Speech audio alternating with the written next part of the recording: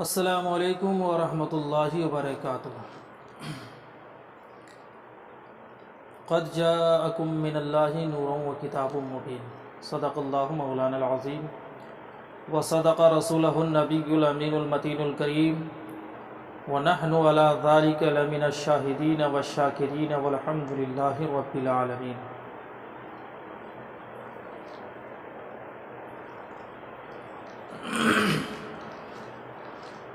عزیزان گرامی،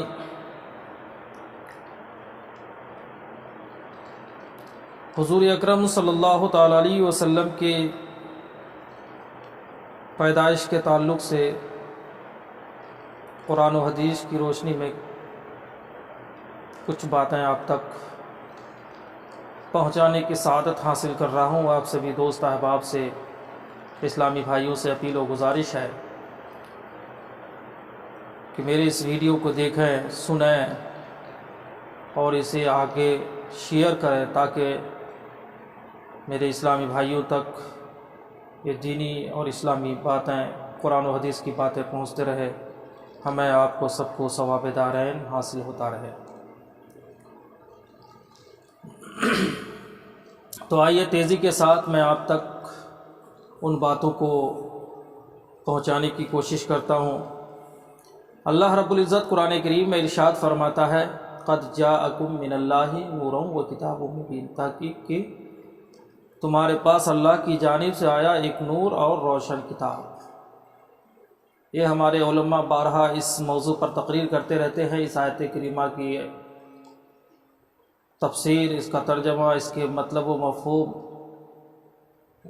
بتاتے رہتے ہیں۔ اکثر و بیشتر لوگوں کو معلوم ہے کہ اس آیت کریمہ کا ترجمہ کیا ہے، مطالب و مفاہیم کیا ہے۔ تو عزیزان گرامی، میں اس آیت کریمہ کے تحت میں حضور اکرم صلی اللہ علیہ وسلم کی وفات کے تعلق سے ایک حدیث مبارکہ، جس حدیث کو حضرت علامہ جلال الدین سیوطی رحمۃ اللہ علیہ نے اپنی کتاب خصائص الکبریٰ میں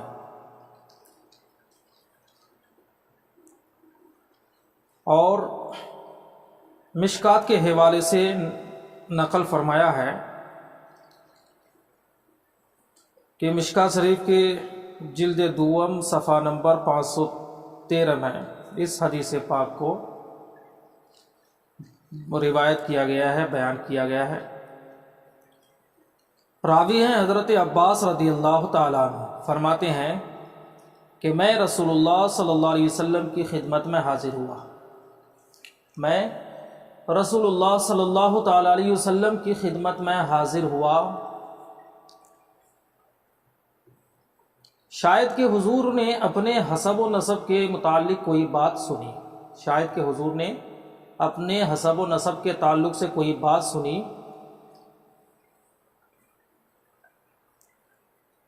پس نبی اکرم صلی اللہ تعالیٰ علیہ وسلم نے ممبر پر کھڑے ہو کر پوچھا، میں کون ہوں؟ نبی نے فرمایا کہ میں کون ہوں؟ سب نے عرض کی کہ آپ اللہ کی رسول ہیں۔ سب سے مراد ایک تو نہیں ہوگا وہاں، دو تو نہیں، اس سے ادھک ہوں گے، 2 4 5 10 20 صحابہ کرام کی جماعت تو وہاں ہوگی۔ تبھی اللہ کے رسول نے فرمایا میں کون ہوں، اور سب نے عرض کیا کہ آپ اللہ کے رسول ہیں۔ حضور اکرم صلی اللہ علیہ وسلم نے فرمایا کہ میں محمد بن عبداللہ بن عبد المطلب ہوں، میں محمد بن عبداللہ بن عبد المطلب ہوں۔ اللہ نے مخلوق کو پیدا فرمایا، نبی نے کیا فرمایا کہ اللہ نے مخلوق کو پیدا فرمایا تو ہم کو بہتر مخلوق میں کیا، ہم کو بہتر مخلوق میں کیا، یعنی بہتر مخلوق میں پیدا فرمایا۔ پھر اس کے 2 حصے کیے۔ اللہ کے رسول نے فرمایا جس مخلوق میں مجھے پیدا فرمایا اس مخلوق کے 2 حصے کیے، ان میں سے جو بہتر تھا اس میں مجھے پیدا فرمایا، ان میں سے بہتر میں مجھے کیا۔ پھر اللہ کے رسول نے فرمایا ان کے چند قبیلے بنائے، ان 2 مخلوق کے جو 2 حصے کیے ان میں سے بہتر حصے میں سرکار کو پیدا فرمایا، اور سرکار جس مخلوق میں پیدا ہوئے جس حصے میں، اس کے چند قبیلے بنے۔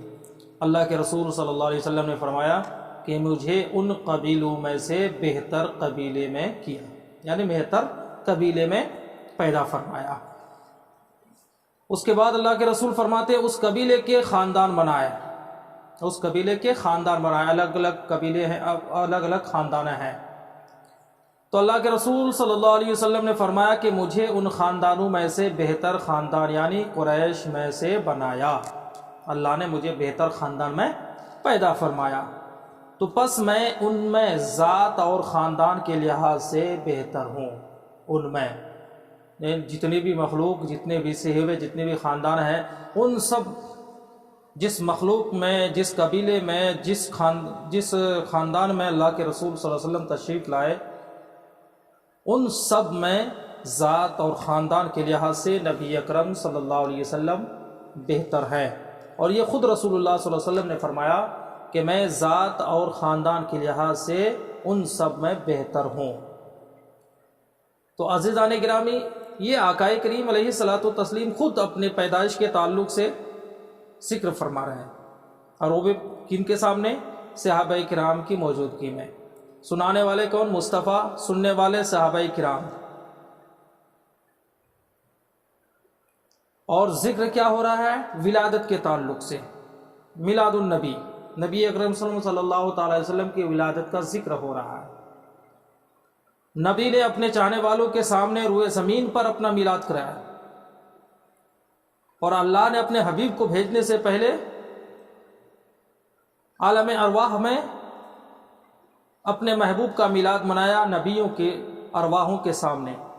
قرآن کریم شاہد ہیں، وَإِذْ أَخَذَ اللَّهُ مِيثَاقَ النَّبِيِّينَ، یہ پوری آیت کریمہ ہے کہ اللہ رب العزت نے نبیوں کی جماعت سے عہد و پیمان کیا، ایک دوسرے پر گواہ بنایا، خود اس گواہوں میں شامل رہا، اور کہا کہ جب تمہارے پاس وہ نبی آئے جو تمہارے کتاب اور تمہاری حکمت کی